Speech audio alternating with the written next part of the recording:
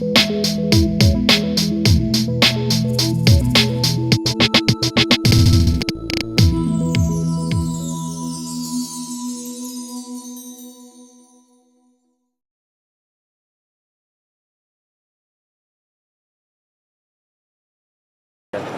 what can the university learn from entrepreneurs?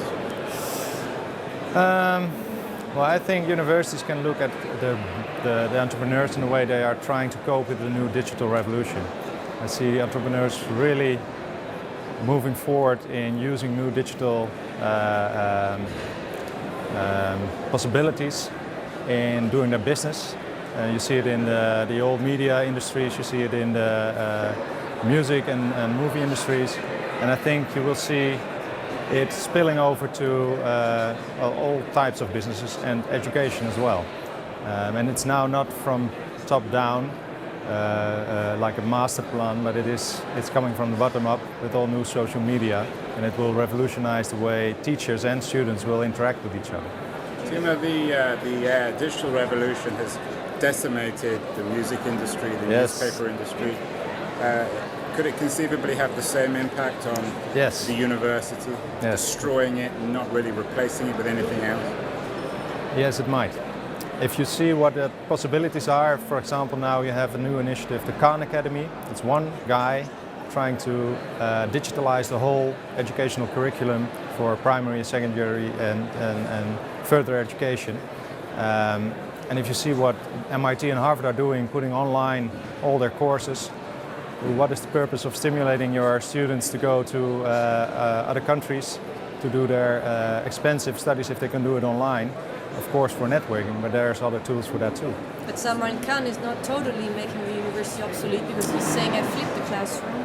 Yes, he does. So the homework is being done with tutors. Yeah, so I think there will be a new business model emerging with more specialized functions within a university and a reorientation on the added value that a university brings, and it is more in tutoring, coaching, building an inspiring community than in transferring knowledge. Well, it should focus on its real, unique added values, and that is, of course, there's the selection part of it. It's creating, it's selecting people with certain skills and giving them their degrees. That is a fundamental part, and in the examination of their skills, that you need somebody who you can trust to say that somebody can do what they tell you they can do. That is a fundamental part, but in the educational part, I think there will be very different modes of operation. And you see it already, you have digital university, you have the online universities in the UK, you have the Open University in Holland as well. And I think you will get all kind of blended forms, like in particular, or in privately funded education in the Netherlands. You have all kinds of blends between e-learning, blended learning and physical forms of learning. How can we make the academic, the traditional university academic, more entrepreneurial? Well, I think they have to engage much more with enterprises. Well, you see it with several technical sectors where you have your schooling within your university, and then there's a big gap between what the R&D and bigger multinationals are doing at the same time within their businesses. And I think you have to be very close. You see it, for example, in agriculture in the Netherlands, there's a very close cooperation between research development companies, smaller companies, and the big institutions in agriculture. And there are a national powerhouse and also international on their field. What are the biggest impediments, barriers to fundamentally reforming the university? There's some conservatism within education. People are used to this. To put it mildly, right? Yes, very That's mildly. Why you're smiling. Yes, people are used to this factory idea of education. You put people in a classroom, in a cohort, in a schedule, and you pump them through your system. And universities are they're more flexible than other educational types, but it's still run like a factory, and you should run it like like a community, where people have their own, can make their own educational path, their own choices, and their own engagements with enterprises and businesses. Well, let's put it the other way. I think one of the things universities are not very good at is accelerating the pace in which you can capitalize on new knowledge. That's one of the things you do as a consultant.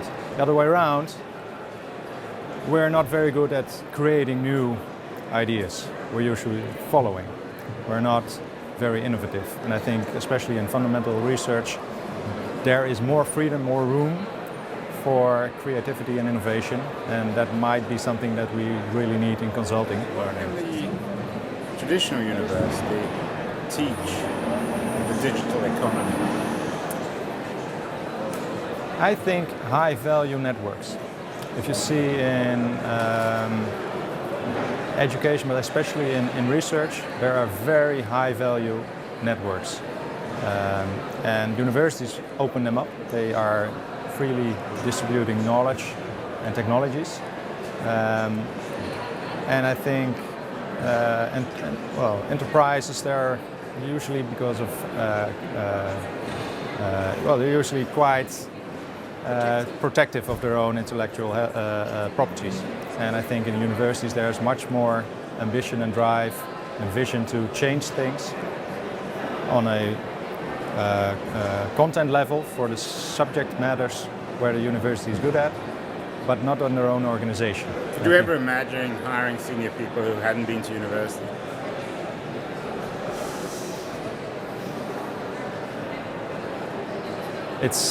Well, I can imagine it. We don't do it. We only have graduates. Why not? I think we mirror the enterprises we work for. And it should be because otherwise it would undermine your own authority? It legitimizes your claim on knowledge. And maybe one thing that is happening now is that bigger firms, but also consulting firms, the core is becoming smaller, and the number of collaborations and partnerships is growing increasingly. And I mentioned the Agriculture University before. We are very tightly cooperating with them for work for the European Commission and in the Netherlands government. And it's a fruitful combination where you can connect the knowledge, the fundamental knowledge, with the business knowledge we have. And maybe that's a way forward.